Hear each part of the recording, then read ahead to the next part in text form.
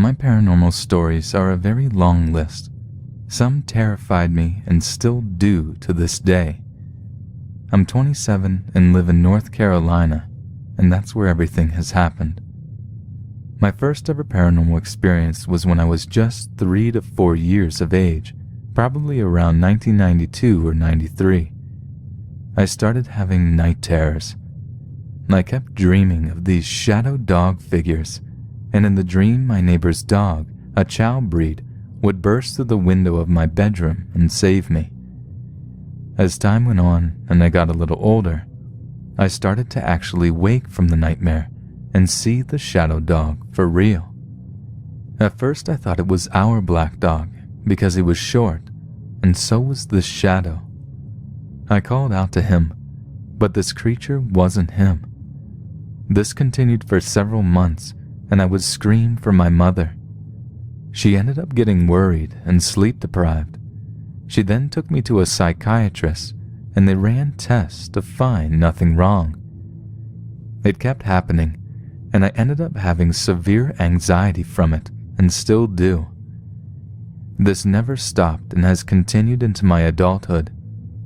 I never told anyone but my mom because it was evident even at a young age that people would label me crazy. Until we moved across the street and my best friend's family moved in, it took 4 years for my best friend to have the same problem. I never told her either because she is an easy scare. When she turned 16, she finally told me what had been happening. I almost cried and finally knew it wasn't just me. She had to endure countless things at her new home with me anyway, so I couldn't bear to tell her about her family's home. She stood with me in our kitchen listening to stuff getting thrown around. I've always been super sensitive to things like this, and they tend to be extreme at times. The most recent thing that happened to me in her family home was in 2013. I went to clean for her father, and he had to go to an appointment and left me there alone to clean his son's room. The room. As I was in there organizing all of his toys, something said, "Let's play again."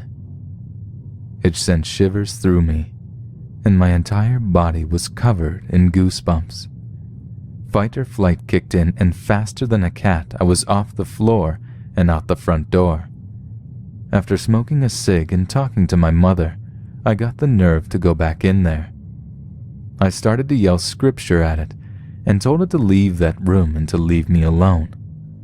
Well, it did leave the room, but not the house. I could hear it walking, almost pacing back and forth in the hallway. And this man has no animals in the home. I started praying over the whole room to keep his son safe and protected. I started to feel calm and safe and thought I had actually done something. But no, I hadn't. My friend's father was pulling in the driveway. I was so relieved because the presence is afraid of him for some reason. You can feel it cower and leave. After that, I started having very bad night terrors to the point I would wake up in tears. A 24-year-old woman then, I felt so unsafe, and it made me feel inferior when I am normally very strong-minded. It got so bad that I would wake up choking, and one time I woke up and was choking myself. I had dreams of Satanist churches and a small boy throwing his twin sister off a balcony at a Satanist church as a sacrifice to Lucifer. I will never forget this. It's like yesterday, and still so vivid. My ex witnessed me talking and growling in another language. I rolled over like I had never even been asleep, and he looked terrified. I asked if he was okay, and he told me I had been doing that for 3 hours. I told him not to worry because I used to sing in Latin in my high school choir, and maybe it was my subconscious. But the growling, I cannot explain. The night terrors continued, and knocks, and doors flying open, the sound of footsteps, things going missing never to be seen again. A friend of mine introduced me to a psychic via Facebook. She told me to bless a quartz crystal and how to do so. I did, and it helped me tremendously with my night terrors and protected me in many bad situations. Now, though, I'm living with my current boyfriend in his mother's home, where a murder took place. 2 homes right beside each other, and both had to be blessed by priests. We live near a creek that used to be a Native American settlement. His family has planted blueberry bushes on both properties. Still, though, I pick up on something present on the land, and I've heard a residual gunshot in the home. After I heard the shot, 2 days later I was lying down for bed, and something ran a finger up my side, and I jumped closer to my boyfriend and wouldn't let go of him. I was shaking. You would think it wouldn't bother me by now, but in fact it still does. Everywhere I live in this town has some kind of paranormal occurrence. Last year I woke up to my friend calling my name at 8:30 a.m. I looked all over the house for her and found nothing. I put my clothes on thinking maybe she was in distress and needed me, so I got in my car and headed over there. She met me at the door and asked if I had been there. I hadn't, and I told her this, asking her why as well. She told me she woke up at 8:30, same as me, to the sound of me calling her name. Luckily I had brought my sage and told her it was time to cleanse the home again. I went to every corner of the home, starting in the basement, and sent the presents out her front door. She did as I did, of course, because the land and home belonged to her, making it more effective. Well, I got home and realized I had royally messed up because it had followed me. So many terrible things followed. I smudged my father's home where I was staying because my sister was doing drugs and becoming increasingly more violent, which wasn't actually normal, even on the drugs. I decided to get my sage out and cleanse the home. I had done this before with no ill reaction from my sister or father. They didn't even know I had done it the other times. I asked God to protect my family from any harm or violence. My sister came in right after I was done and started trying to scream at me. She instantly started choking on her own words and could not cuss me. She couldn't even look me in the face. Her drug use would counteract my cleanse somehow after a week or 2. This is what prompted the crystals. Being a sensitive and empath, I know I will never get away from these occurrences, but I'm trying to keep a level head and not be frightened, which has been hard for me to do.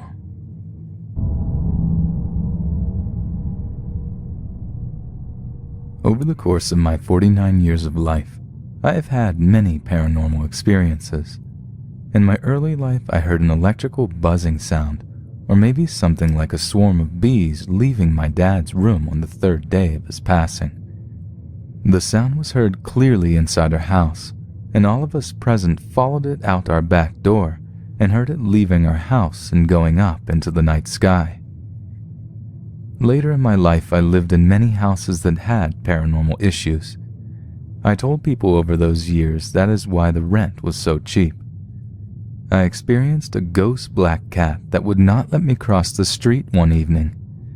That one freaked me out because I could see his silhouette, but my hand passed right through him when I tried to pet him. And yet another incident with an animal happened one evening a few years ago in my sister's apartment. She had 3 dogs, and the oldest one was put down due to health issues that were causing him a lot of pain. My wife and I stayed one evening, and we had to sleep on the living room floor because it was my sister's last evening at the apartment, and she had already moved all the beds. My sister was going to sleep on her couch with her other 2 small dogs. As my wife and I settled in and lights were out, my wife suddenly said, "There is a freaking dog lying on my feet."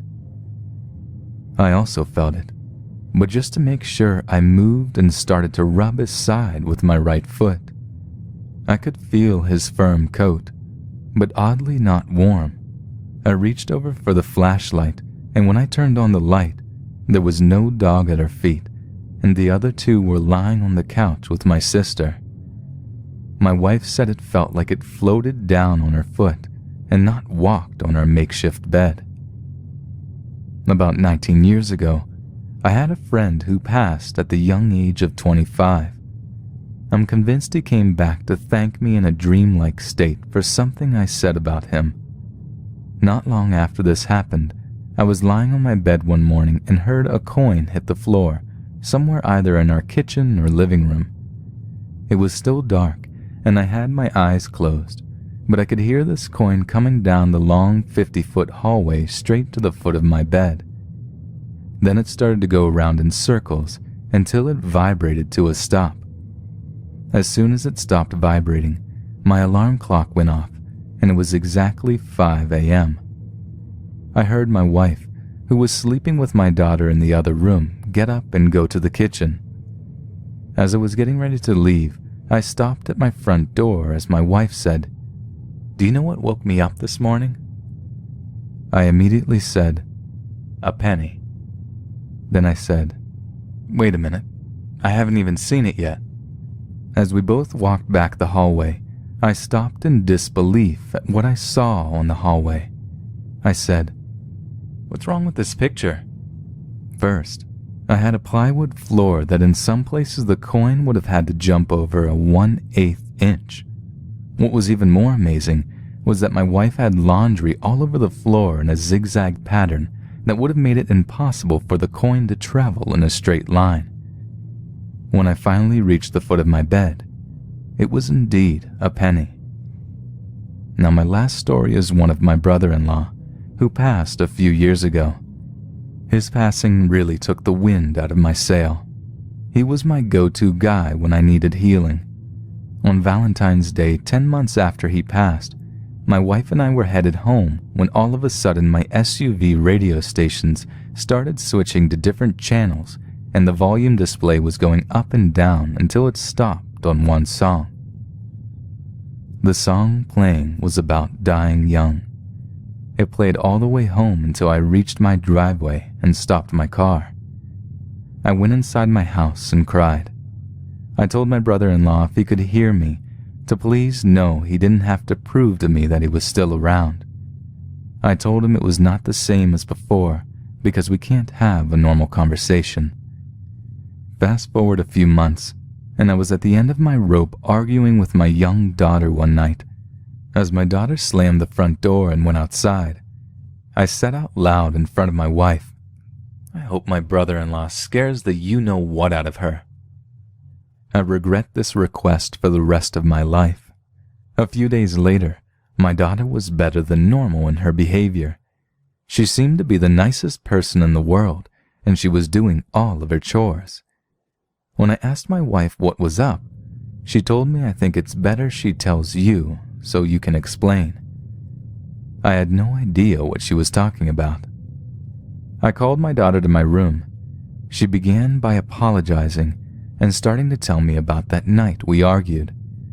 She said after she cooled off and came back inside the house, she went straight to bed.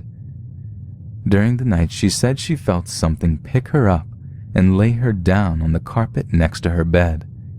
She woke up, but was too scared to open her eyes.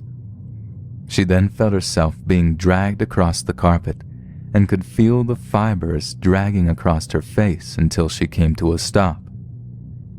As she summoned herself to open her eyes, she found herself in the middle of our hallway. She got up and ran back to her room and covered her eyes with her bed sheets. Reluctantly, I told her what I said that night and vowed never to repeat it. I told her that our loved ones need to be at rest and should never have to come back to solve our problems. I told her we should never open doors we cannot close because sometimes unwanted spirits cross over and cause more tension in our lives. Nevertheless, this incident came with both positive and negative results in our relationship. She is still somewhat in denial of the paranormal and wishes to put the whole incident behind her.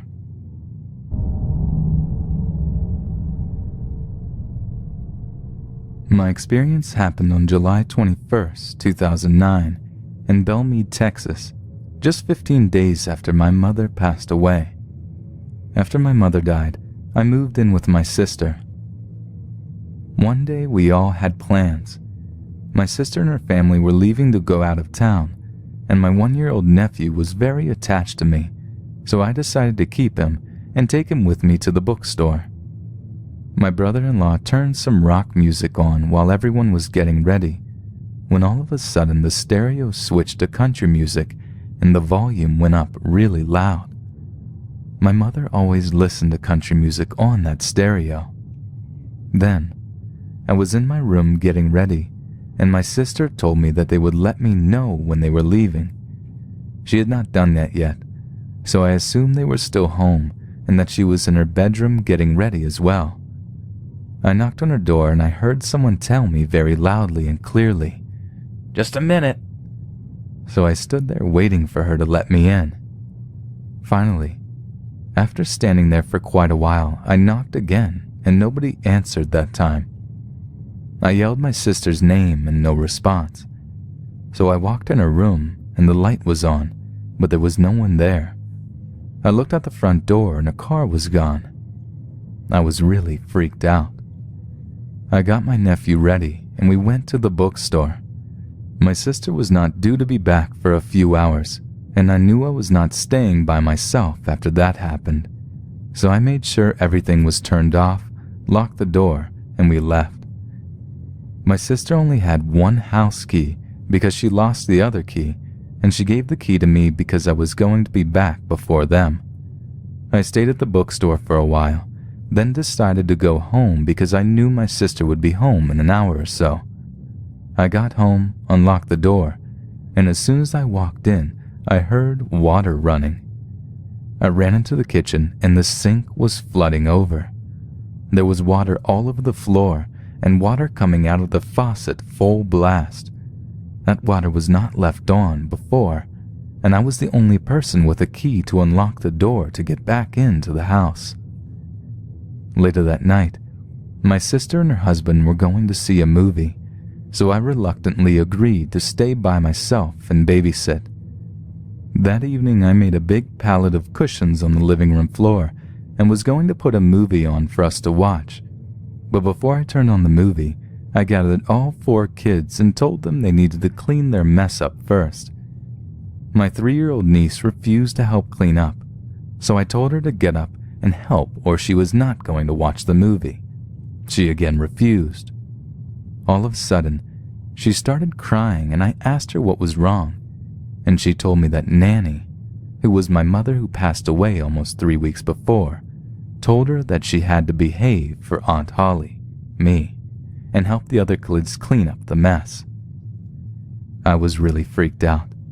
My niece continued to talk to her nanny, my mother, for months after she passed away, and when we would ask her where Nanny was, she would tell us that she was floating on the ceiling. My sister and her husband got home around 11 p.m. that night, and everyone went to bed, but I just couldn't sleep, so I decided to stay up and watch a movie. While I was watching the movie, my brother-in-law came bursting out of his bedroom door and was incredibly freaked out. He said that he felt a human grab his foot while he was sleeping, and as he woke up and turned around, he saw my mother standing at the end of his bed, which made sense because my sister would always send my mother in to wake him up from a nap, and she would grab his foot playfully to wake him. We had many experiences like that for a while. We had a birthday party for my oldest niece on January 28, 2010, and we took a lot of pictures. Later on, when we went back to look at the pictures, we noticed that in every picture, there was an orb above my niece's head. There were pictures of my niece opening gifts, of her playing outside. In every picture, she was doing something totally different and in different rooms of the house, and the orb was still above her head. And we obviously think that it is our mother visiting her for her birthday, because our mom loved us and her grandkids very much, and she actually lived with my sister for years before her death. When I moved in 3 days after she died, I moved in her room, and sometimes I felt her presence in that room and would feel someone touching my hair or rubbing my back, which is something she always did to me to show that she loved me. I know this is probably not scary to some people, but to me, it was very, very scary, even though it was my mom.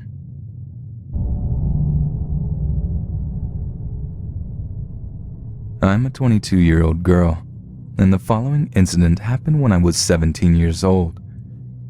I live in Kerala, India with my family, consisting of my dad, mom, and younger brother.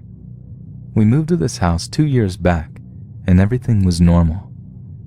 I usually go to sleep very late at night, spending time reading books or listening to music.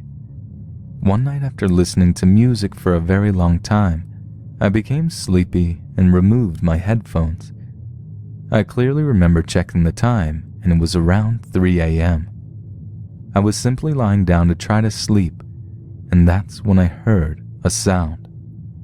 Concentrating further, I was able to understand that it was a weeping sound, and probably from a little child, and it was coming from the next room. I immediately checked the other 2 rooms for my parents and brother, and they were all sound asleep. We all keep our doors open at night. I also checked the neighborhood for lights, and I couldn't find any. I was really confused and went to the dining room from where the sound was heard louder. I asked who it was, and suddenly the weeping was heard from the living room. I followed the sound into the living room and repeated the same question, and now the sound started coming from my room. I became really confused this time and went to my room. As soon as I entered my room, the weeping sound stopped abruptly. Before this, I had never experienced any paranormal activity, though I strongly believed in it. My grandmother had told me plenty of her paranormal experiences. I decided to let it go and get some sleep. I closed my door and climbed into my bed, where I heard a knock on my door. At the same time, there was a thud on my window. By this time, I got a bit scared and got under my covers and was finally able to sleep. When I woke up in the morning, I felt really stupid and tried to dismiss the experiences as my imagination. When I told my mom about this, she asked me to lock my door at night and to get to sleep early. I thought it was all over, but from that day I felt a presence with me in my room every night. It never tried to communicate with me or scare me, but I could always feel it with me at night when I'm home alone. This continued into the following year when I entered college and moved to a hostel. I no longer felt the presence around me, not even when I came back to the house to spend vacations. After a year or two, however, I got a frantic phone call from my mother about her experience the previous night. That night she was laying on the bed unable to sleep when she heard a weeping from a little child. She got really afraid because she knew that nobody in the house was awake during that hour, and she listened carefully without making any noise or getting out of the bed. As she listened, the weeping got louder, and she realized that whatever it was approaching her. She was terrified and searched for the light switch. The sound got closer, and at the last moment she was able to switch on the light, and the sound abruptly stopped. She immediately got out of the bed and locked the door. She slept with lights on that night.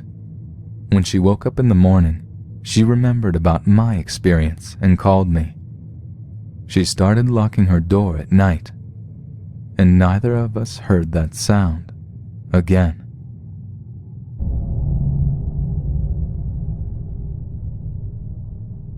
March 2015, Orlando, Florida. My children, wife, family, and friends have all experienced paranormal activity in this house. There isn't just one ghost, but so many over the years due to previous occupants playing with the Ouija board. In 2009, my neck was broken in a bicycle accident. I have had 2 MRIs and pain management pills and spinal shots. In March 2015, I was so sick as never being able to sleep in the constant pain that I asked the spirits in my house to just take me. What happened next, I have never seen in any story. I would regularly have my son sleep with his mother because I could not sleep and the pain was worse at night. So on the night of the first experience, I think I fell asleep at 4 a.m. with my little dog in bed with me and Pitbull on the floor next to the bed. I felt 3 fingers held together press underneath the bed on my lower back, and the pressure got stronger and stronger. These fingers started to go up my spine, and I looked at my little dog next to me as she was freaking out. Then the bed lifted off the floor a foot as these fingers went up my spine and my lower half was frozen. When this presence went all the way up to my skull, I thought for sure it was trying to invade my body. So I said, "Leave me now!" And the bed dropped to the floor. The next day I called my sister and told my wife because we all have had experiences and events in this house over and over. So 20 days from that event, I was working on my SUV in the front driveway and asked my wife to come outside and stand next to the jack while I was working inside the wheel well with the tire on. I felt the lower part of my back disc start to separate one by one. There was a previous operation there at L5 to L7. Then there was an electrical charge that started from that area so strong I could feel it go through my back, up through my arms and out my fingers. The same thing with my legs and down to my toes. This hurt so bad, it felt like holding on to 120 volts and just staying there. I screamed really loud, and my neck snapped so loud my wife heard it outside the vehicle. I fell to the ground, and first moved my fingers, and then legs to see if I could even move, and I could, just fine. I got up and told my wife that I felt different, really different, and asked her to feel my disc and my neck by my skull that would stick out a half an inch. My wife didn't feel it anymore, and I felt better, but not perfect yet. The following week I went to my pain management doctor, and I didn't tell her the true story of what had happened, only that my neck snapped back into place.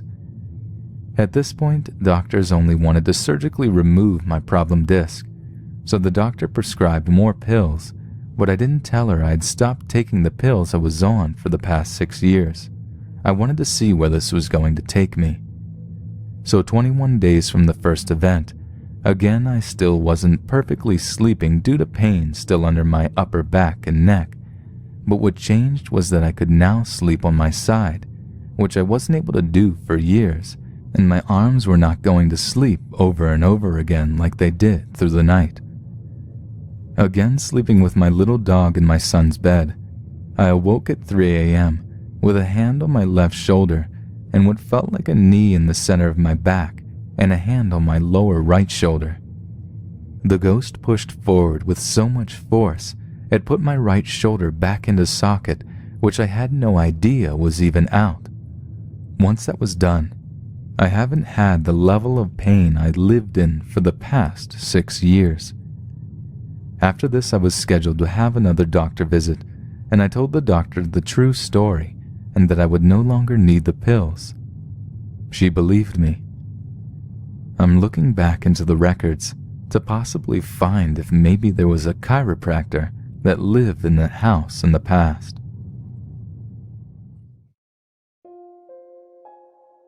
Kristen was 5 years old when she was living with her parents in Trafford, Pennsylvania. At the time, she recalls, her grandmother was in the hospital recovering from a stroke. She and I were very close, Kristen says. I never got to visit her in the hospital. My mom and dad thought it would be too much for me to handle at such a young age. Early Sunday morning around 5 a.m., Kristen was suddenly awakened and sat straight up in her bed. I saw a woman's figure standing at the end of my bed, she says. Thinking the figure was her mother, Kristen had no reason to be frightened. She called out to the woman, but there was no answer. Again she called, "Mommy," but there was only silence. The woman just stood there staring at me and extended her arm, Kristen recalls. I began to panic because I didn't know why my mom wasn't responding to me. I began to scream, "Mom!" Kristen's mother came running into her room to see what was wrong. She asked me if I was okay and asked her why she wasn't answering me and why she was standing there just staring at me, she says. She came and sat on my bed, felt my head to make sure I wasn't spiking a fever, and told me I must have been dreaming. She told me she was in bed sleeping the whole time.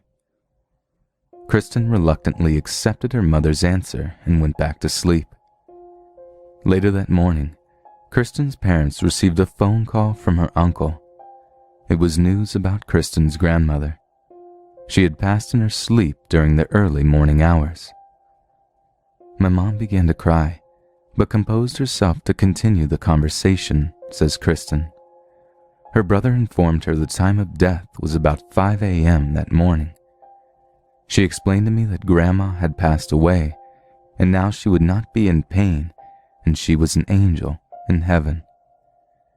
It wasn't until a few days later that Kristen's mother connected the time of her mother's passing and Kristen's waking vision of the shadowy woman in her room. She didn't tell me this story until I was about 10 years old, Kristen says. I remember it so clearly as she told it to me, and I realized it was my grandmother coming to see me and say goodbye.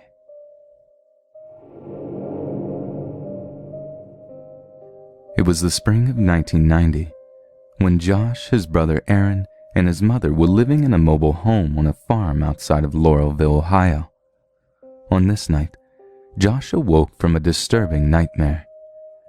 Today, he cannot recall the details of the bad dream, but he does remember that it scared him enough that he had to get out of bed to seek his mother's comfort. I walked up the short hallway to my mother's room to try and crawl in bed with her, Josh says.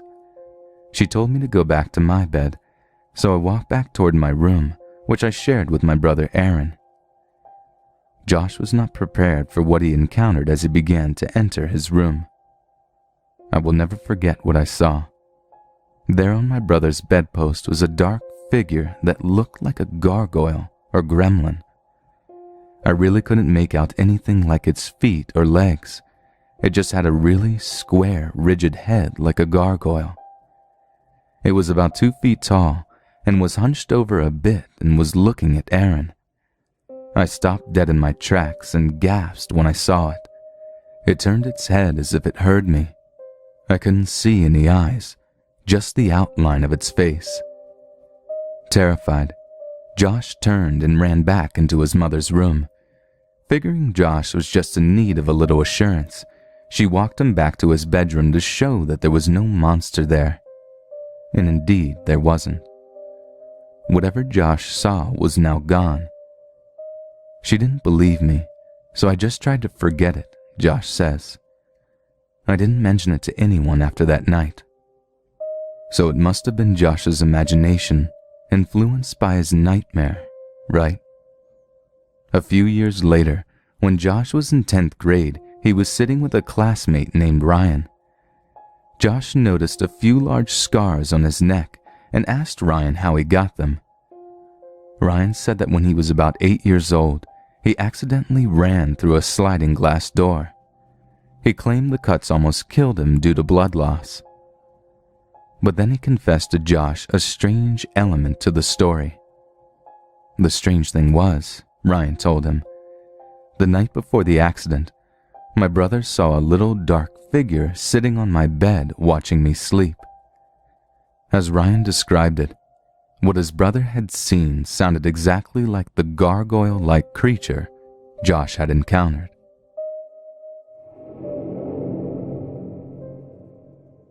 Sandy wanted to call her grandmother to ask her about the new Chatty Cathy doll and the other presents she received for Christmas. The house phone was hung up high on the wall, however, too high for her to reach without help. Unfortunately, her dad and her brother had gone out to shovel snow, and her mother was in the shower. Sandy couldn't wait. She thought she would burst if she couldn't tell her grandmother right away about her new treasures. I was becoming increasingly impatient, she remembers. I decided to pretend to call my grandmother on the toy telephone I got for Christmas. Back then where I lived, there were no dial phones. All calls were operator assisted, and when I picked up the receiver on my toy telephone, I distinctively heard an operator say, "What number, please?" I was shocked, but I told her my grandmother's number, which I still remember to this day. I heard the phone begin to ring, and soon my grandmother, with her heavy Italian accent, was saying hello. I immediately began telling her all about my Chatty Cathy doll, but she wanted to know where my mother was. I explained that my mother was in the shower, and my dad and brother were outside. She knew that I could not use the telephone by myself, and asked me how I climbed up to use the telephone high up on the wall. I explained that I had called her on my toy telephone. She laughed heartily before telling me to have my mother call when she got out of the shower. When my mother got out of the shower, I tried to tell her that I had really talked to Grandma on my toy phone, and that she wanted my mother to call her. My mother laughed like my grandmother did, but since I kept insisting that she call Grandma, she finally did. When she discovered that I had really talked to my grandmother, I got in big trouble. My mother insisted I had somehow dangerously climbed a wall to use the phone. I insisted that I had called Grandmother on my toy phone and got in big trouble for lying. Sandy spent the rest of Christmas in her room, falsely accused of dangerous climbing and lying. I was frustrated about that, she says, but I couldn't help but smile over the fact that I had somehow called my grandmother on my toy telephone that Christmas morning. It had to be magic.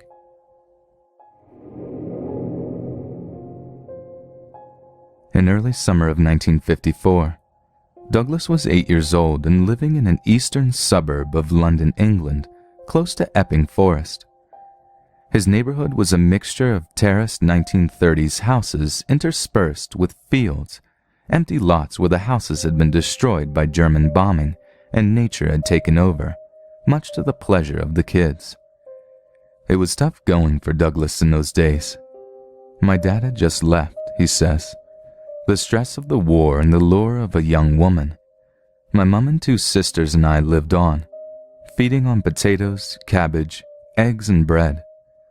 Mom got a job at the engineering factory just around the corner to pay the home loan. One particular day after lunch, Douglas walked his mother back to her job before he was heading off to school. He asked if he could have a few pennies to buy some candy. I can still see the open handbag and the big leather purse she opened, which was empty, Douglas recalls. I can still feel the immense mutual embracement that there was no pocket money to be had. I skipped away wishing I had never asked. Douglas ran across a field behind some shops, then on a mud path through the grass across another open space. Still craving sweets, he decided to employ a higher authority. In my grief and childish need, I just demanded of Jesus pocket money for sweets, he says. In reply, a deep male voice somewhere above and behind me said, "Kick the grass." I looked about. I was alone. I kicked the grass. "Kick the grass," said the voice, and I did again. This was a clump of solid wild grass, almost wild oats that seemed to take over bomb sites in those days. "Kick the grass again," said the voice, and I did. Out of the grass rolled a hexagonal coin, worth 3 pence in those days. Elated with his astonishing luck, Douglas dashed off to the sweet shop with his coin and consumed the rest of his surreal experience. I've thought of this occurrence throughout my life, Douglas reflects, and have no conclusions except that it actually happened and I consumed the result. To my knowledge, the voice was coming from just behind and above me, although no one was there. The voice was deep, English and male, and I didn't recognize it.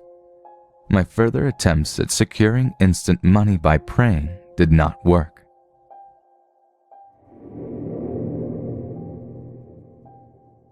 Alice was 8 years old and living in Glasgow, Scotland. In those years, Alice's parents would often visit an elderly woman they knew, just to look in on her from time to time. This kind lady would sometimes request that Alice and her younger sister to sleep over at her house. I have no idea why, Alice says, because she was really old and she didn't ever pay us any attention. But she was recently widowed, so maybe she was just lonely. One night, Alice and her sister slept over in the woman's guest room. It was a small room with very old furniture, a double bed with a mahogany headboard that had a pole cord light attached to it, a mahogany tallboy, and a matching mahogany dressing table and chair. The dressing table had 3 mirrors, a large one in the center, with 2 smaller ones on either side. Alice was having trouble sleeping that night. The heat made her feel very uncomfortable, and her sister's persistent and loud snoring seemed intent on keeping her awake. The bed had loads of blankets on it, and I reached out and pulled the cord on the light so that I could see to push some of the blankets off me, Alice says. As I sat up, I found myself looking straight into the dressing table mirror. Alice did not see her own reflection in the mirror, however. Instead, it was that of an old, slim lady with white curly hair. She was wrapped in a huge white bath towel, Alice remembers. Her head was bent down, as if she was looking at the ground. With her arms crossed in front of herself, she was rubbing her upper arms with the ends of the towel. The room she was in was different than the guest room. It had brown wood paneling on the wall that stopped about 3/4 of the way up. It was finished off with a picture rail around it. Then the lady stopped rubbing her arms. She lifted her head and she looked up at me and smiled. Terrified, Alice slid under the ton of blankets and stayed there with the light still on until the room filled with daylight. I know I was not dreaming, she insists. I've gone over that episode so many times in my mind. Although as an 8-year-old child I was petrified, as an adult, I also know that the spirit did not hurt me, nor did she do anything that makes me think she wanted to hurt me. Who she was or why she wanted me to see her is a mystery to me. There's one less intriguing piece to this story. When Alice went into the bedroom of her kind, elderly host, she noticed that she too had a dressing table with a mirror, but hers was covered completely with a pink shawl. I knew straight away that she too had seen something in her mirror, Alice says. I wish I could go back in time and ask her questions about it. Rachel's youngest baby was 6 months old, and Rachel was living with her parents in Bethany, Oklahoma. With the baby sound asleep, Rachel, her mother, and stepfather all stepped outside the house for a smoke, keeping tabs on the infant via a baby monitor. My daughter had been asleep for about 2 hours, Rachel says. All of a sudden, my mom and I heard talking from the monitor. We just looked at each other. Then I would hear my daughter laugh, like someone was playing with her. At first I thought that maybe we were hearing a signal from another monitor in someone else's apartment. Then the talking stopped, and the female that was talking began to sing. It was the same voice we heard talking. The woman was even saying my daughter's name in the song, Elena. Alarmed, Rachel rushed into the house to check on her daughter. Her mother was still listening on the monitor, and as soon as she heard Rachel open the door to the baby's room, the singing stopped. When I went into the room, says Rachel, there was no one there. So I went back outside, and the singing had started again. I asked my mom if she knew who the female was who was singing and talking to my daughter. She looked at me and smiled warmly. She said that she believed it was her great, great-grandmother.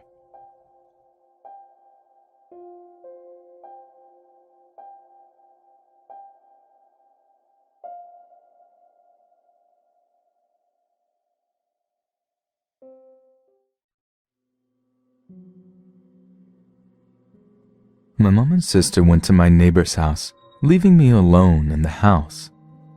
It was about 4:30 and already beginning to get dark. I took that opportunity to sneak upstairs into the attic to try on some Halloween stuff. I quickly ran up the steps, knowing that if my mom came back and caught me, I would be in deep trouble. Although all the windows were shut, I felt a cold breeze pass through me, but I thought nothing of it at first because I had no past experience of paranormal phenomena. I rummaged through the bag of Halloween costumes and pulled out a witch's hat, which I tried on for size. Almost immediately, some unseen force hit the hat. I dropped the bag and quickly turned around, but found nothing against which I could have knocked the hat. As I bent down to pick up the bag, I saw the handle to the bathroom door turn and the door rapidly open. I walked cautiously into the bathroom, wondering what had caused the door to open in such a way. I suddenly had a feeling that there was another presence within the room. I looked out of the window to check if my mother and sister were still outside, and sure enough, they were. Just as I was about to turn away from the window, I saw the reflection of the cupboard door sliding open. I turned around hastily to try and see what was causing these incidents, but I wasn't quick enough to catch whatever it was. Terrified, I threw the bag back into the cupboard box and ran downstairs and out into the front garden, waiting anxiously for my mom to return home. That night, I had a nightmare about what might have followed if I'd stayed up there any longer. Evil, gleaming red eyes stared at me from the bathroom cupboard, locking me in the bathroom and causing complete havoc around the house. Several unexplainable things have happened up there since then, including self-breaking objects. But what was it besides my own equilibrium that I disturbed in that attic that evening?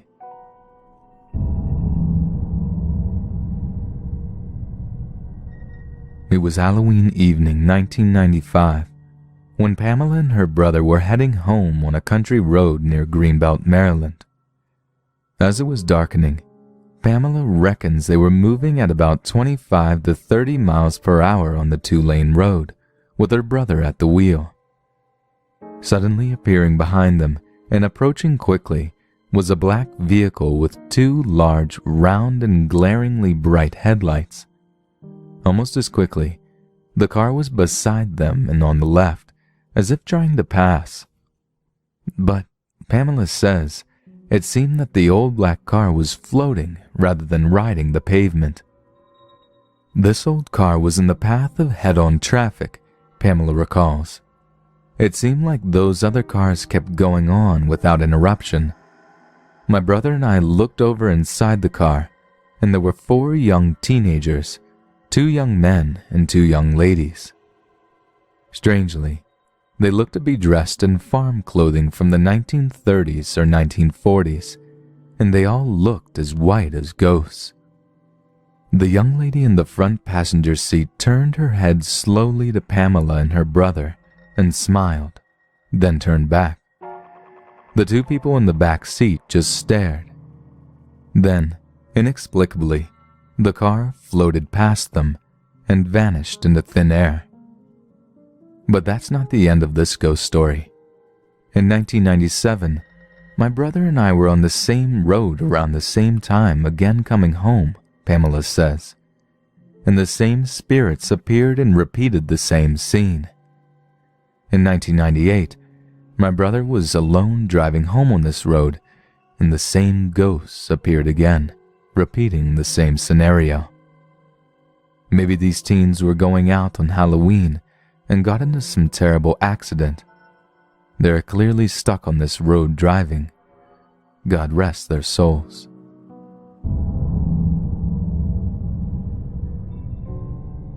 On Halloween, many people test their bravery by venturing into dark cemeteries. Sarah and her husband, who had always been fascinated by the unknown, decided to do just that on the Halloween night of 2002. It was an experience, she says, that changed her life. We chose Blood Cemetery in Mukwonago, Wisconsin, Sarah tells us.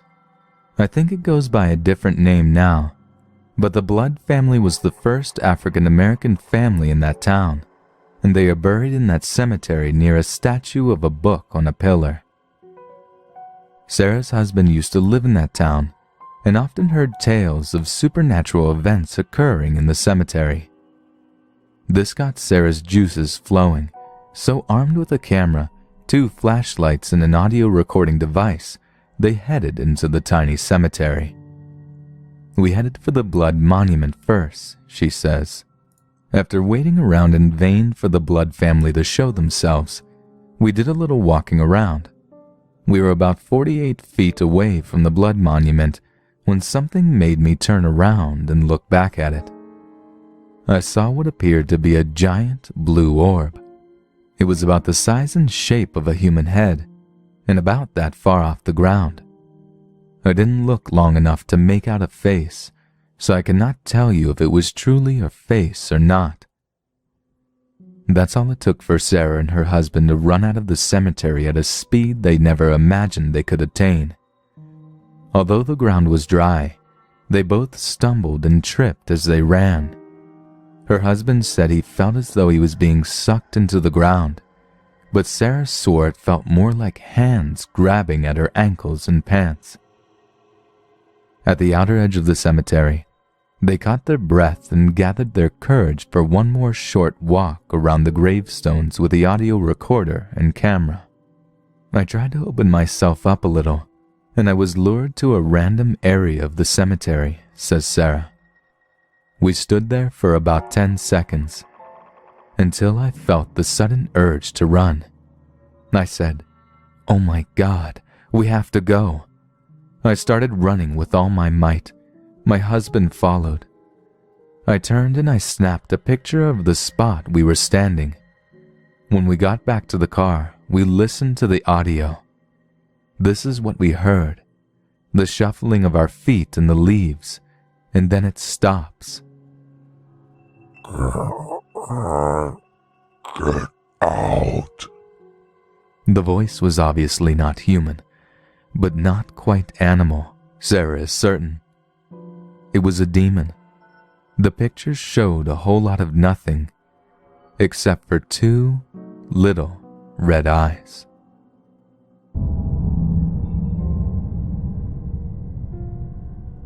High schoolers and even college students seem to love Halloween as much as little kids do.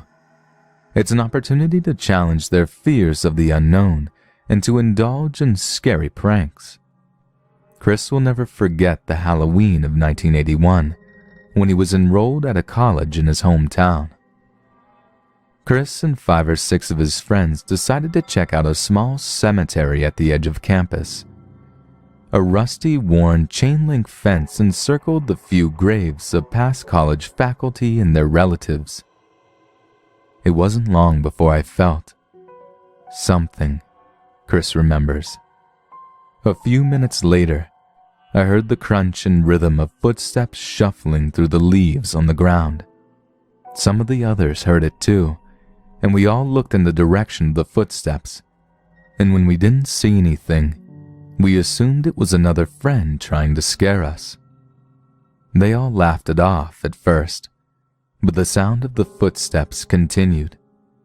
Every couple of minutes, Chris would look down the length of the fence. He squinted his eyes, trying to find the prankster in the dark, but he couldn't see anyone, even as the crunch of leaves got louder and closer. Then, to the left of his vision, coming from the dark edge of the woods, Chris saw it. Vague in shape, it was definitely cloaked in black head to foot, Chris says. It seemed to move in spurts of speed. And then, as though time fast forward, it would be ahead of my speed of sight, closer to me than before, until it stopped at the corner post of the fence. The figure changed shape from a thin, tall form as it turned to its left and faced the students. It was cloaked and hooded, although Chris could make out no arms nor eyes to look at for familiarity. There was no shape of feet, even though the hem of its cloak floated inches above the leaves and grass. Scared, Chris wheeled away from the whole affair, and without saying a word to his friends, ran uphill to the first lighted building he could find. I felt someone was running beside me, he says. I was relieved when I saw one of my friends. We stopped running and asked each other what we saw, and we both said the same words, saw the same vision. Since that night, I have seen my friend often, except for one occasion a couple of years after that Halloween. We have never talked about what we saw that night.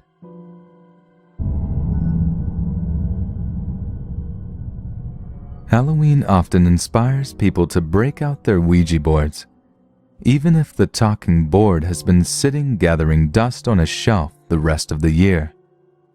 Bea and her friends Ingrid, Anna, Laura, and May decide to experiment with the board one night some years ago in Bea's large house in Australia.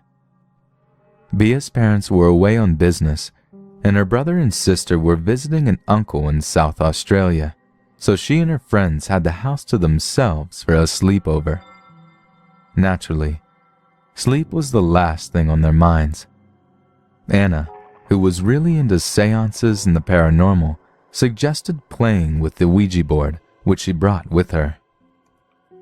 I have 2 Pomeranian dogs, Muffy, tan, and Shadow, black, says Bea, and my friend Ingrid has a white Pomeranian called Haley. Muffy, Shadow, and Haley, along with Anna's dog, Ernie, and Laura's 2 dogs, Archie and Rosie, were all in the backyard, and we hadn't heard a peep out of them for about an hour. Upstairs in Bea's bedroom, the girls arranged themselves in a circle with Anna's Ouija board in the center.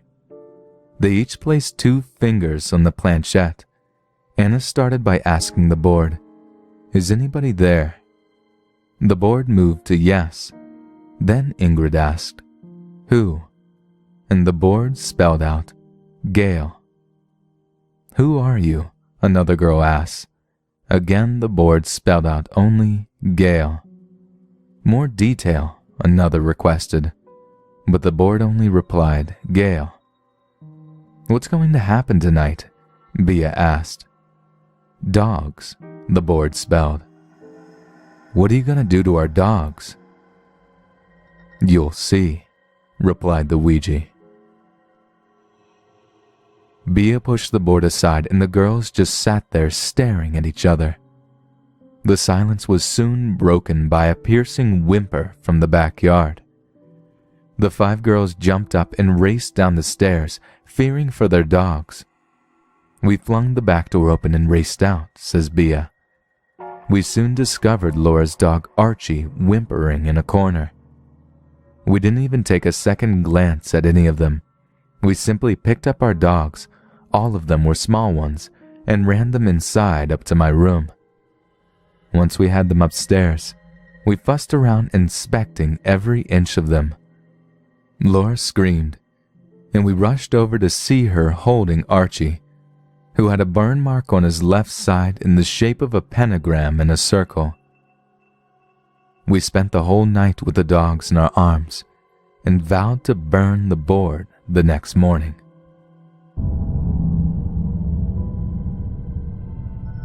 The following incident happened on Halloween night 2005. The only reason this is burned into my memory is because about 6 of us were witness to it, so it often comes up in conversations. There is a legend nearby, deep in the dark woods of an old haunted mill. The story behind it is that a family of 3 used to live there: a father, mother, and their 4-year-old son. The mother apparently went crazy and drowned her son in the pond next to the house. When the father came home from working at the mill and found his son, he attacked the mother, and the fight ended in the attic, with the mother shooting the father in the head with a rifle. It is said that she hid his body beneath the floorboards, then hung herself up in the attic. The legend suggests if you go up in the attic and call the woman degrading names, she will appear to you. So, being the bored kids that we were, my 5 friends and I piled into my little car and drove to the haunted mill. I had my digital camera and was anxious to capture images of some ghosts. I'm a bit of a skeptic too, and I'm always finding excuses for the so-called orbs in photographs, constantly insisting that they are flecks of dust, bugs, or drafts of light. The woods that the mill is settled in are always very dark, so the moonlight hardly penetrated the trees as we arrived at the old stone house. We all crept out of the car and were startled to see 2 large black horses standing in front of the house. I quickly snapped a picture of them. Then we moved around, trying to find a way in. To our dismay, the only opening was a small window through the basement. We had to get down on our hands and knees to crawl through. As I bent down, I felt someone push me from behind. I cried out and looked around to see I was in last place, and I put my hand down to catch my balance, only to cry out again as my hand caught something thorny. I looked down and saw nothing unusual. Upon examining my hand, everything looked fine. It felt like I had barbs sticking into my skin, yet I couldn't see anything. After we all squeezed in through the opening, we turned on our flashlights and began exploring the house. The walls, to our surprise, were all drywall, and we realized that the house wasn't as old as we had originally thought. Yet they were covered in graffiti, a lot of upside-down crosses and 666 signs, which didn't do much to calm our nerves. Finally, we made it up to the attic. We all huddled together in the center and held hands. Nobody wanted to shout the curses, so I, being the skeptic, and therefore the bravest, decided to take on that role. I shouted some choice words in the darkness around us, and we all held our breath, waiting. Nothing happened. We waited for about 50 minutes with no apparition of the woman's ghost.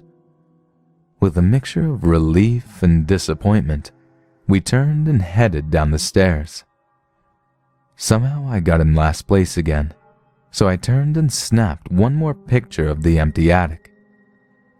I swear to you, as my flash bounced off the walls, I saw a lone female figure standing in the back corner. Terrified, I ran down the steps after my friends.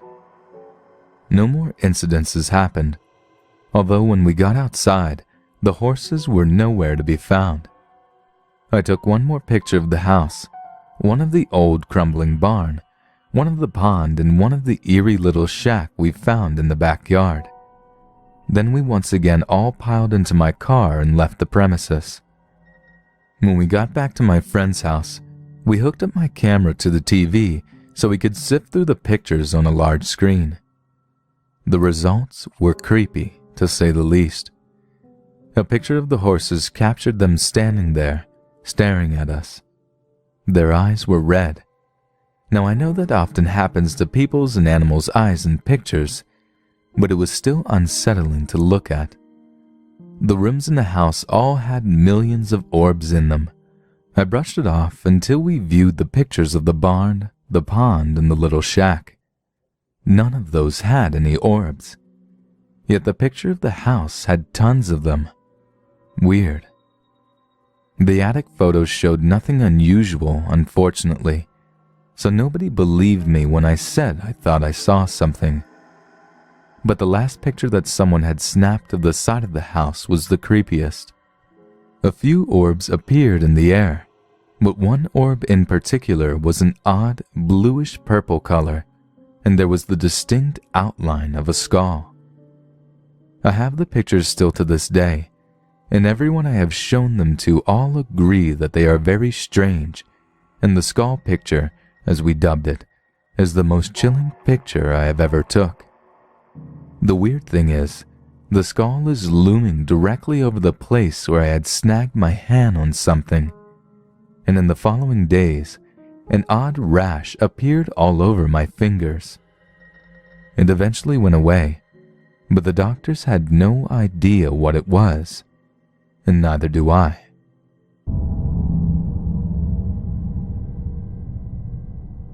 Every Halloween around midnight in our living room, I see a white figure of a little boy just staring at me. This first happened in 2005, the year my mom and I first moved into our apartment. I was 10 years old and my mom was sleeping. Usually I can't sleep on Halloween because I get too scared. That year, I couldn't close my eyes without feeling someone sneaking into my room. When I first saw it was about 1 a.m., and I was just lying in my bed thinking about the Halloween that had just passed. I started to drift off. Then I felt as if someone or something was tickling my feet. So I opened my eyes, and that was when I saw him. I distinctly remember that he was all the way over by the wall. I closed my eyes, thinking that it was just my imagination. But when I opened them again, he was closer than he was before. I ran into my mom's room and told her what I saw. Of course, she didn't believe me, and she told me to go back to sleep. So I went back to my room and fell asleep. I dreamed of the boy in white all through the rest of the night, and it scared me incredibly badly. The thing about it is, as I see him every year, he gets clearer and clearer, and he also gets bigger and bigger, as if he is growing up with me. I'm 13 now, and he also looks about 13.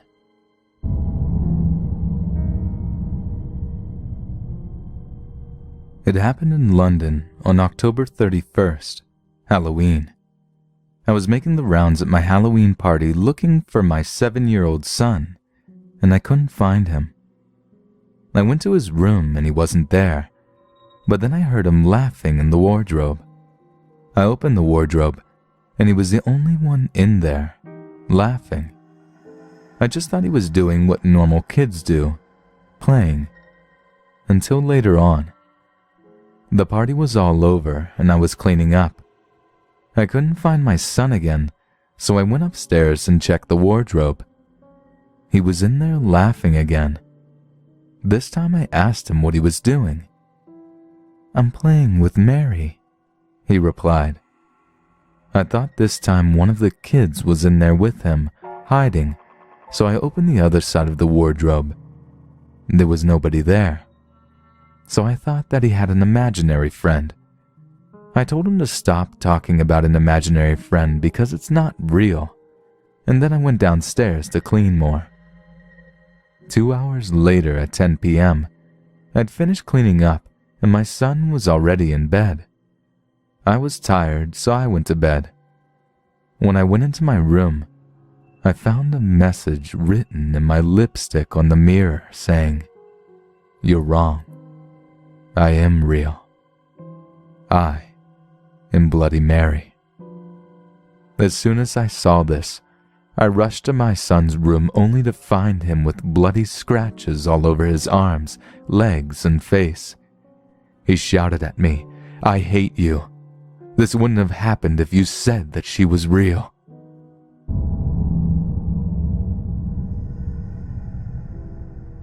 It was Halloween 2004. It all happened in my cousin's house at Antipolo City, Philippines. It was a nice day, and I was so excited that I would be seeing my cousins and other relatives. I had been spending my summer months with them for years, and we have this tradition of making the most out of our time together. That day, my cousin and I went to buy music CDs, and decided to grab a DVD movie so we could hang out at home watching and enjoying R&B sounds. We decided to go straight back home to my cousin's house to listen to the CDs we bought. We took the back entrance of their house leading to the second floor, where we saw her nanny and niece. My cousin decided to stay in her room for a few minutes, and as for me, I started taking the stairs down to the ground floor of the house. The ground floor part of my cousin's house had been abandoned for about 3 months. My other 2 cousins had used 2 bedrooms down there, but now they had to vacate the ground floor to reserve it for guests during special occasions only. The house itself had 3 floors, yet there are only 5 people who live in it. As I took the last step of the stairs, at the side of my eyes I saw a dark, tall shadow about 6 feet tall pass by the kitchen door at my left. I just ignored it though, since that I was more excited about listening to the CDs, and I had been seeing a lot of those shadows in the past years, so at this point I was kind of used to it. I took one of the CDs and began to play it on the stereo with just a minimal volume, just for me to relax. As I was sitting on the couch, my cousin came into the living room and turned the stereo volume up very loud. As we were enjoying the music, suddenly the volume dropped down to 0. I just stared at it, wondering how it happened. My cousin even got mad at me because she thought I was the one who lowered the volume using the remote control. I just looked at her and pointed at the remote control on the top of the stereo.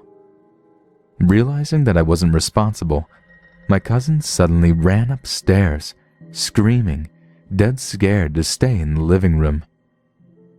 I was left alone, trying to analyze what had just happened. A few seconds after that, I ran upstairs too to check on my cousin. Surprisingly, the nanny, upon seeing me, told me that she also heard strange sounds while we were down in the living room. She explained that the sounds that she had heard upstairs were like humming frogs or crickets. After about an hour, my cousin and I went downstairs again to watch a movie, when something strange happened. While watching, we suddenly felt scared because we could hear the sounds from the previous scenes of the movie, like a long delayed echo. It seemed like something was actually trying to mimic the movie, particularly the sounds. Finally, we made up our minds to stop watching and just listen to the CDs, this time a lot louder. We also switched on all the lights on the ground floor. This time, my cousin even shouted at the ghost, "This is when I'm able to spend time with my cousin, so beat it." From there we went on enjoying the sounds and chatting with each other. During the height of our enjoyment, one of the figurines from the top of the stereo flew off and crashed on the floor. My cousin wasn't scared. In fact, she got mad because it was her mom's favorite figurine. At first we thought it was the strong vibration of the speakers that caused the figurine to fall. But there were many other items on top of the speakers, some a lot lighter than the figurine, so why just that one? Also, it didn't just fall. It was more like it was thrown. We knew we weren't welcome anymore.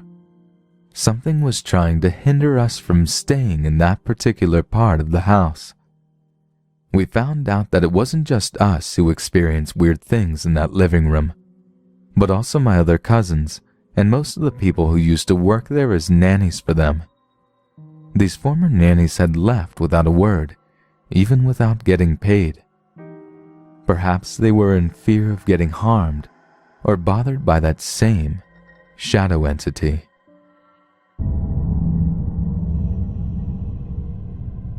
This experience is very dear to me, though it grows blurry with time, Satori tells us. Memory fades like breath upon a mirror, especially ones that were dim to begin with. But this is what I remember. I do not know exactly what I saw, but I do know it changed me.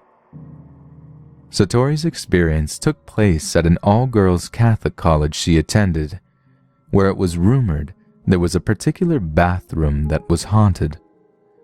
The girls frequently talked about the icy air in this room, and of hearing and seeing strange things, and a feeling of being watched.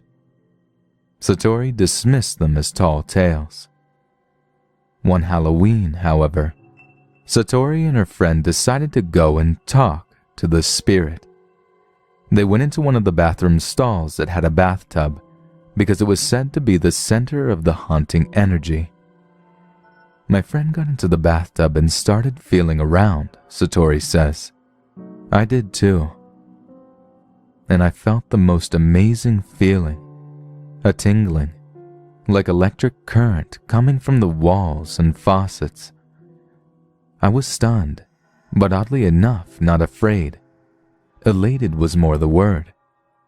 We got out of the tub, and that's when I saw it. The pale image of a young girl with dark hair and deep, sad eyes. She was wearing some kind of slip. Her wrists were cut, and her blood was dripping down the drain. She looked like me. Again, I did not feel fear, only sympathy. I think she put the razor in the soap dish, I said to my friend. I know, she answered. Suddenly, I felt this presence, this tingling warm feeling inside, like the way your arms prickle before a storm. I said to it, "Come out, don't be afraid." And the feeling got stronger. Then I said, "It's okay, we understand. You can go back." And the feeling seemed to move upward in my body until it disappeared. Then there was no more energy. When the girls stood to leave, however, Satori was stricken with an overwhelming feeling of sadness and loneliness. I knew she did not want us to leave, Satori says. I said to her gently, "I'm so sorry, but we can't help you. You need to go back now." Then I felt the sadness lift, and the room grew lighter. I felt her leave. She never returned, and no one spoke of her again. But I will never forget her. She taught me a lesson. Compassion heals all wounds, whether alive or dead.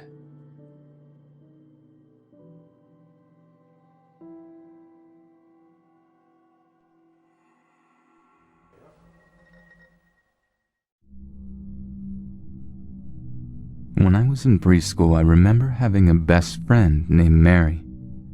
I still remember her perfectly, down to the lamb sweater she always wore, and her haircut very similar to how mine was.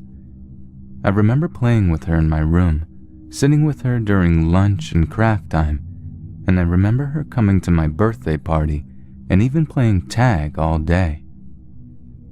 After preschool had ended and kindergarten began, Mary stopped showing up at school and I never really saw her again since.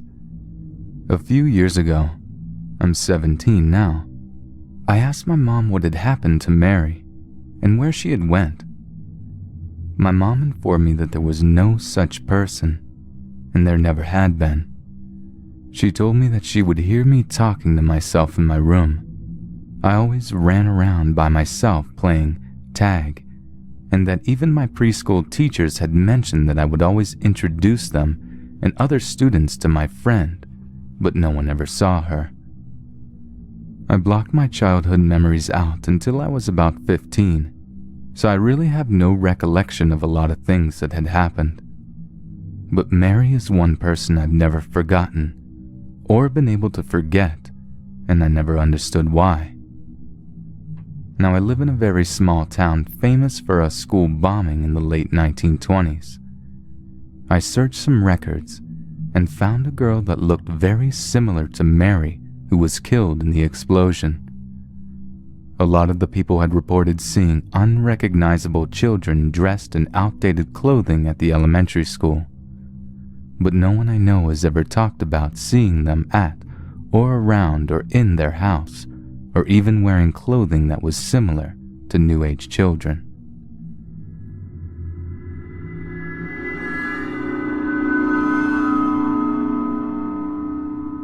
I attended the same university for my bachelor's and my PhD.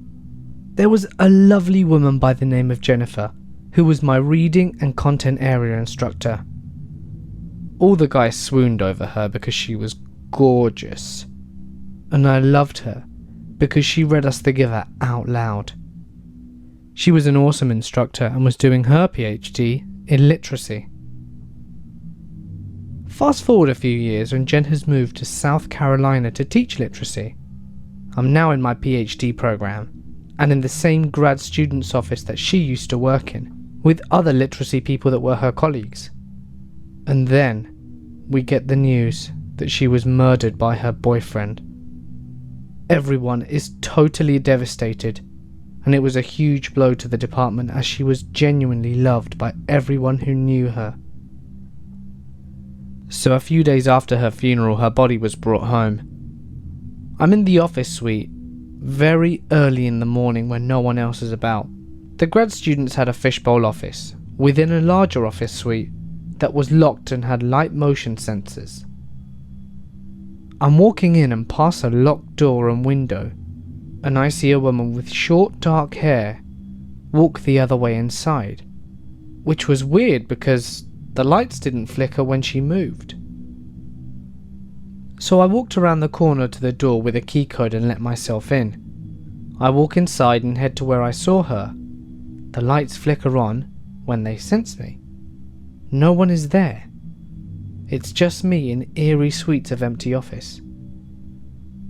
I swear to God that it was her, saying goodbye to a place she spent so many years, where she had so many good friends. It spooked the hell out of me, and it made me quite sad too.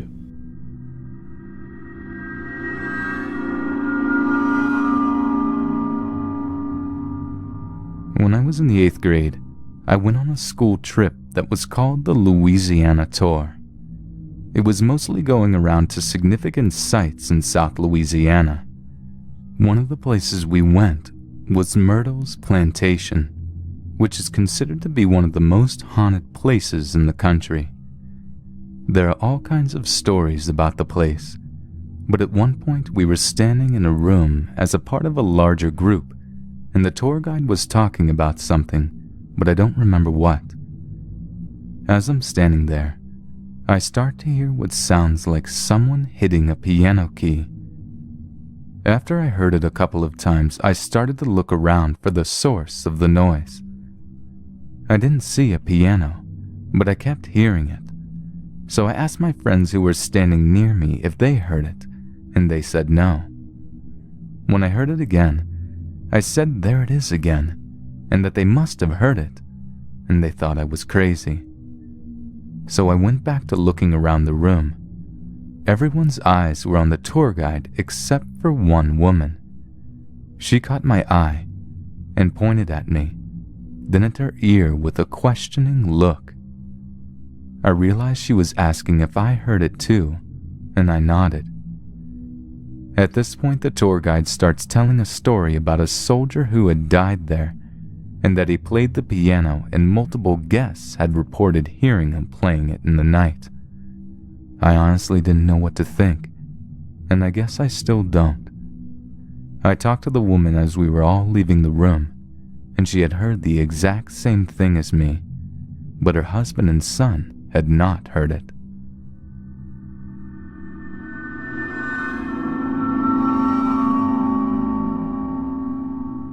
Many years ago, when I met my ex, her family and her lived in a mobile home. My ex has this younger sister who is a bit messed up, in and out of psych wards, etc. So, my ex and her younger sister shared a small room in the mobile home. And whilst we were dating, and before my son was born, she told me the story about how her younger sister would wake up and talk to the man in the hallway. The man always had a suitcase and wore a brimmed hat. My ex and her family always dismissed them as, well, Your younger sister is just a bit nuts. Flash forward a few years. My ex and I have a son together. Her parents moved out of the mobile home and into a house, and were renting the mobile home to my ex. Our son's room was the exact same room where my ex and her sister slept in. One night after our son had gone to bed, and had been asleep for a while, I went to check on him. We heard him get out of bed, and we figured that he'd come out of his room to ask us to use the potty. Instead, he started talking to someone. He said hi, and started talking about his favourite stuffed animals. At the time, it was a ducky. Curious, I called back and asked him who he was talking to. He pops his head out of the room and informs me he's talking to a man with a suitcase who was wearing a hat. At the time, he was about 2.5, and no one had ever told him about his auntie seeing the same guy.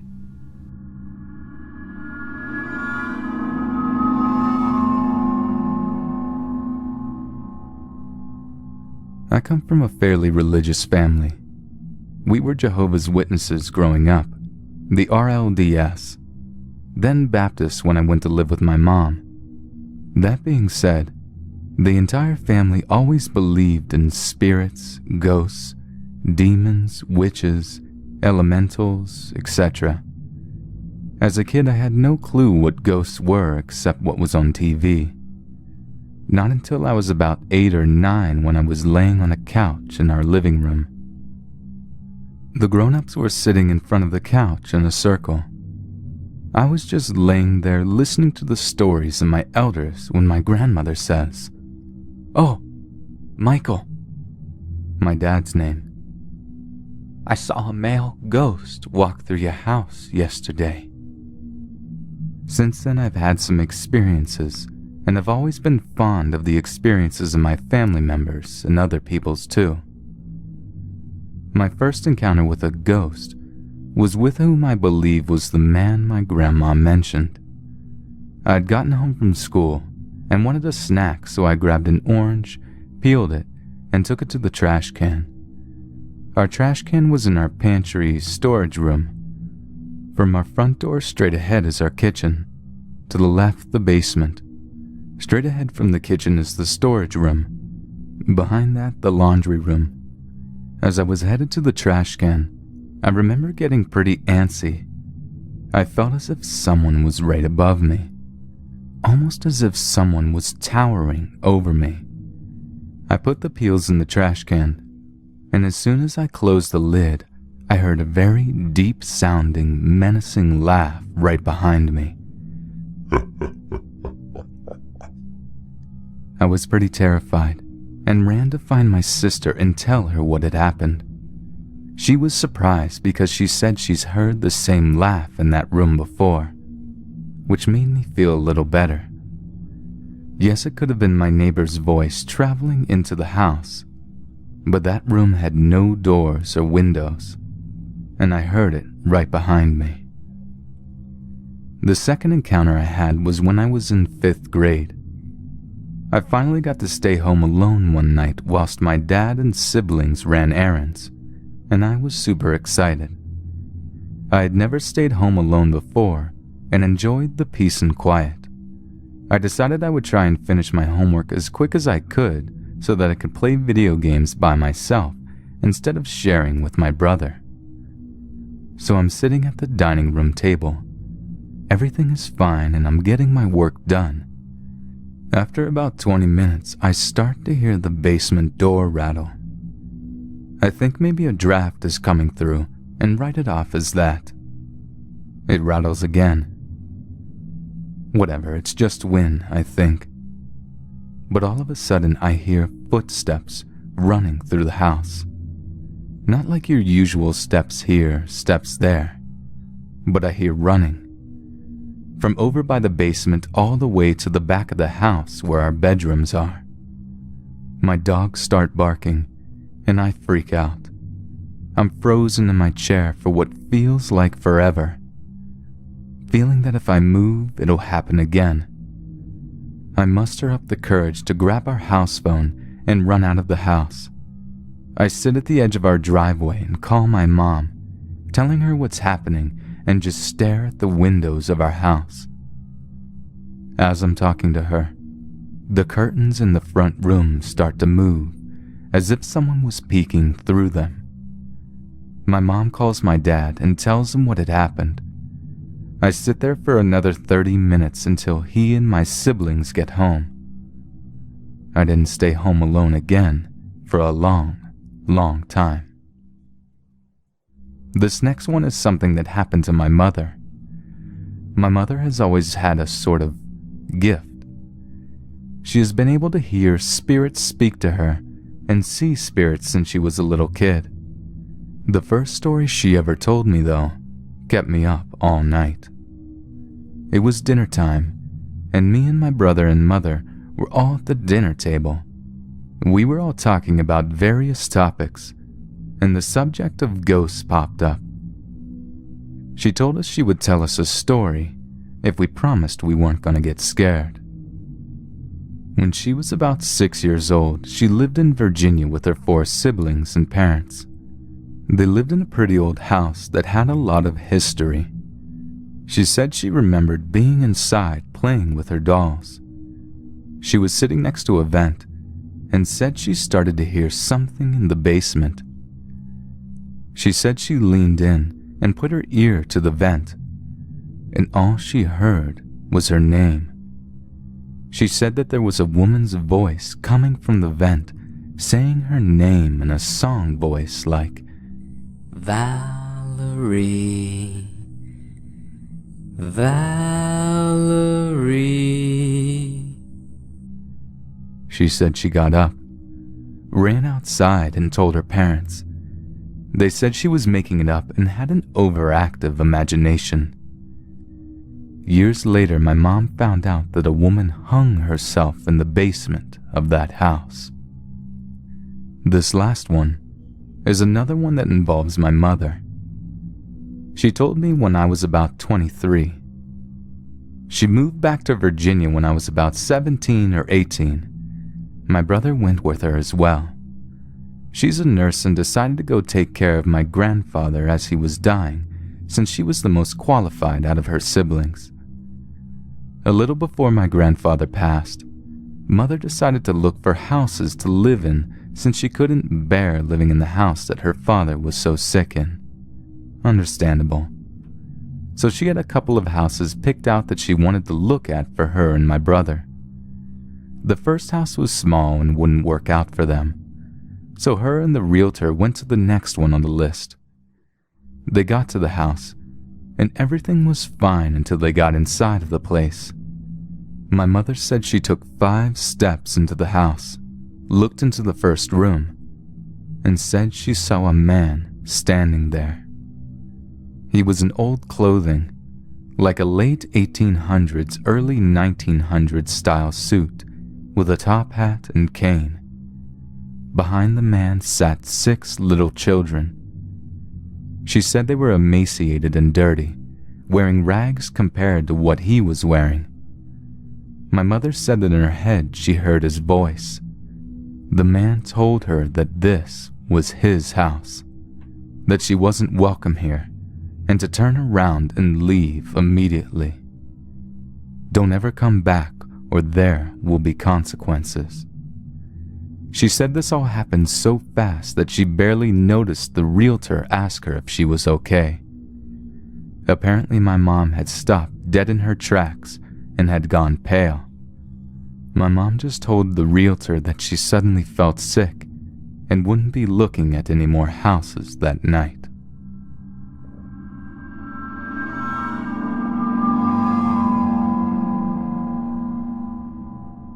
My grandfather died last year, sometime when my son was maybe a year old. We had dinner with the whole family every Friday, so my son had seen him several times. My grandfather was very quiet and a proud man, but when he thought he was alone or unseen, he would make silly faces at my son to get a laugh. A couple of nights after his funeral, my son, who likes to crawl into bed with us in the middle of the night, started laughing uncontrollably at 2 a.m. So I get out of the bed to go see what's going on, and find my son sitting in the middle of the living room, in the dark, laughing. Remember, it's 2 a.m. So I say, "Hey buddy, what are you doing?" He just replies, "Papa, funny." I got a little nervous for some reason and went to pick him up and bring him up to our room for the rest of the night. And as I'm hauling him away, he says, "Bye, Papa," and blows a kiss at absolutely nothing I can see.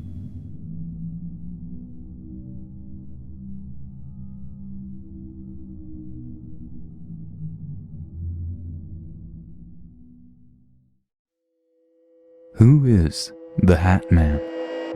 When researching paranormal activity, you are bound to stumble across the phenomenon known as shadow beings or shadow people, spectral shapes of light that take many forms from animals and insects to human-like. The most minute experiences can include an unsettling sighting to full-fledged paralysis and physical encounter. Yet the most mysterious and unique cases are those involving what has been dubbed the Hat Man. Described as having a Zorro-type hat, he wears a three-piece suit and a cape or a long trench coat.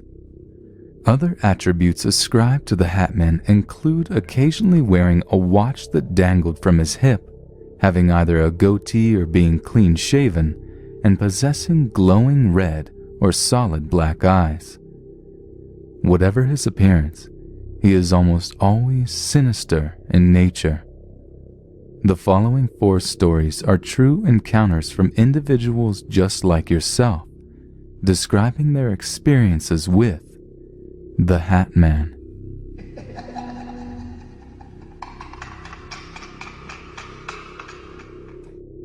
These experiences have confused and befuddled me for years. Being somewhat logical and searching for answers to events, I'm torn between what my logical mind is stating and what my senses have defined as truly paranormal. There are several members here who can identify with the ability to see spirits with the mind's eye, and it's this ability that has me questioning my logic. We all know about sleep paralysis and the dreamlike hallucinations one can have upon waking and finding oneself without the ability to move or speak. But what about when it occurs prior to falling asleep? Perhaps I should elaborate. There have been times when soon after I lay down to sleep, sometimes only seconds after, I can visualize and sense a presence. Normally, he is standing close behind me, although many times I've seen him standing in a doorway to the room I'm in. He is who most of us call the Hat Man, and he gives off a very terrifying vibe. He is pitch black, wears a wide-brim hat and a trench coat. He never moves, neither closer nor further away.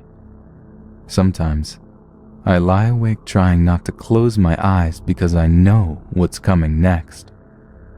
Soon after the visualization, my ears begin to ring, my head starts to buzz, and from there the buzz takes over my body and sends me into paralysis. I feel like he's trying to gain access to my innermost thoughts and emotions. Not possession, mind you, but more like being read. I should mention that one of my biggest fears is being smothered or drowned, and the feeling I get during an episode is that of being buried alive. Not the physical sensation of pressure, but that I'm running out of air. I've had these episodes most of my life, way before I knew what a shadow person or who the Hat Man was. Words can express the fear that overtakes me when I hear the activities of others in the area and am powerless to alert them. There have been times when the ringing in my ears begin, then the vision, The only time I can control the progress of the paralysis is during the ear ringing. Once the buzz comes, it's too late. I haven't had an episode in quite a while, but I feel it's because my discovery on how to gain control of the situation. Once I learned how to snap myself out during the ear ringing, the occurrences became fewer and fewer and eventually stopped altogether.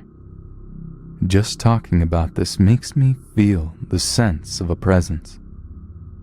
I will say no more, but I can already hear the ringing.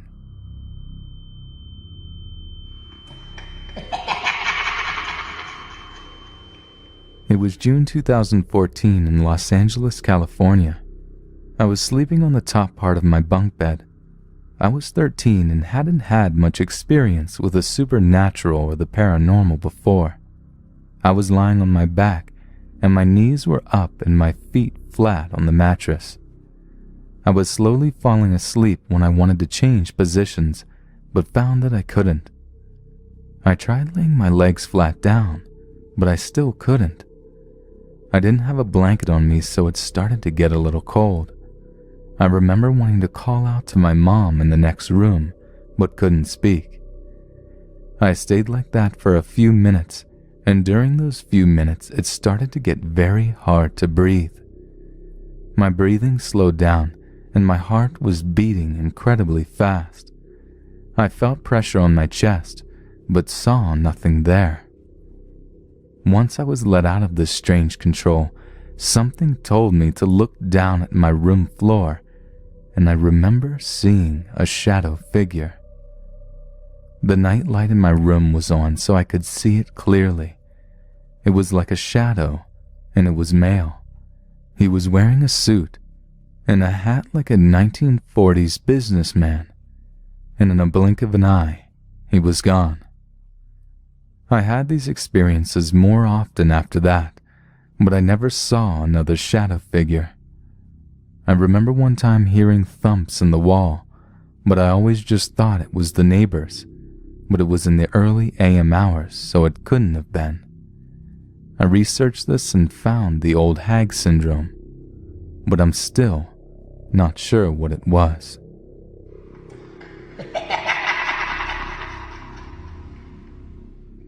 I've been learning an incredible amount about shadow people lately. I never knew others had seen the same thing. I live in Coffeyville, Kansas, and I moved into an apartment building built in the 1920s. It, along with the Midland Theater next door, are known for paranormal activity. I've lived here 12 years and met the Shadow Man soon after I moved in. At first I'd see movement, but really never looked. As I started looking when I first realized something was there, a dark shadow of a man would walk across the room along the east wall. I told my friends about what I called the Shadow Man, not knowing that it was so widely known. It wears what I call a Dick Tracy hat. It's called a fedora. He wears a trench coat with the collar turned up. There are no details, just the definite dark shape. One time I sensed the shadow person coming from behind me and on my left. As I turned in my chair, my head and shoulders passed through the shadow. Time seemed to go in slow motion. What was 1 second seemed like 60. The shadow passed and on into the wall. I've never seen it again in that area of my apartment. I've never felt any fear. I had one experience that at first I didn't know what to think. The Shadow Man usually always acts the same. Never moves anything, just walks by. But I got up one morning and all my shoes and boots had been taken out of the closet and placed in a line, as if someone was stepping out of my bedroom. The Shadow Man or ghost seemed to be playing a trick. I've been sad the last couple of years. A new company bought the building and did a big remodel, and for whatever reason I don't see the shadow nearly as often as I used to. It truly is an amazing experience to witness, and I'm never afraid, only thrilled.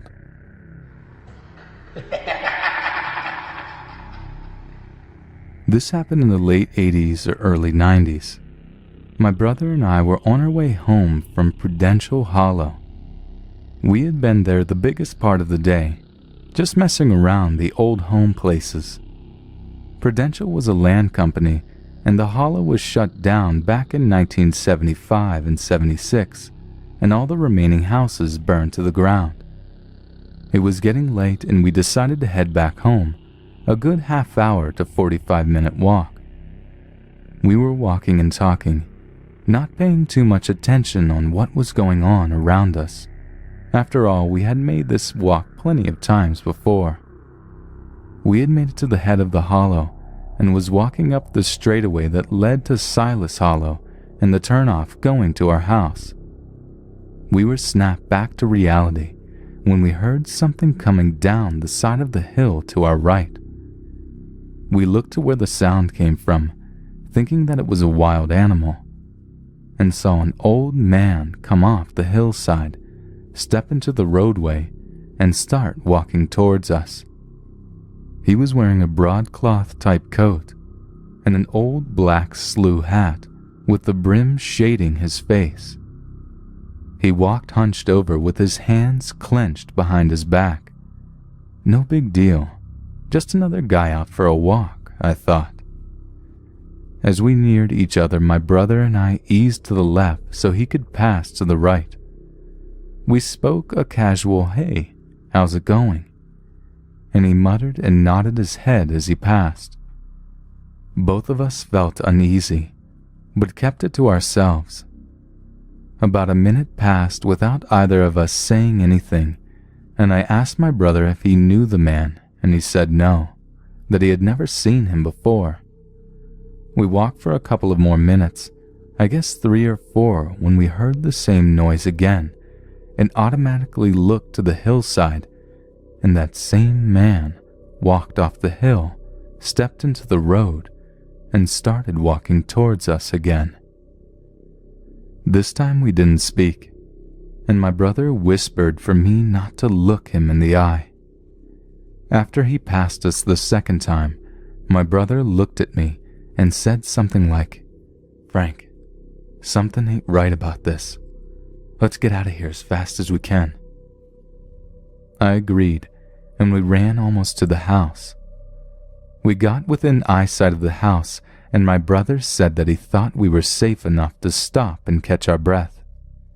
After we rested a few minutes, we went to his house and sat on his porch and tried to comprehend what we had just saw. At the time, we couldn't come up with any answers, so his wife suggested we go talk to our mother. We did, and she told us that the man we saw had been seen by our father and older brothers years before, and that she had no idea who or what he was. I know it's been over 20 years since I've seen the specter, but I still can't get it out of my mind. Who is he? What is he?